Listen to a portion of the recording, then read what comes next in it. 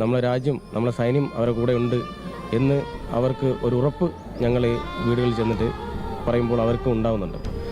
അതിൽ നിന്ന് നമുക്കൊരു മനസ്സിന് സന്തോഷം, അല്ലെങ്കിൽ ഞങ്ങളൊരു നല്ല കാര്യം ചെയ്തുകൊണ്ടിരിക്കുകയാണെന്നുള്ളൊരു സന്തുഷ്ട അനുഭവം.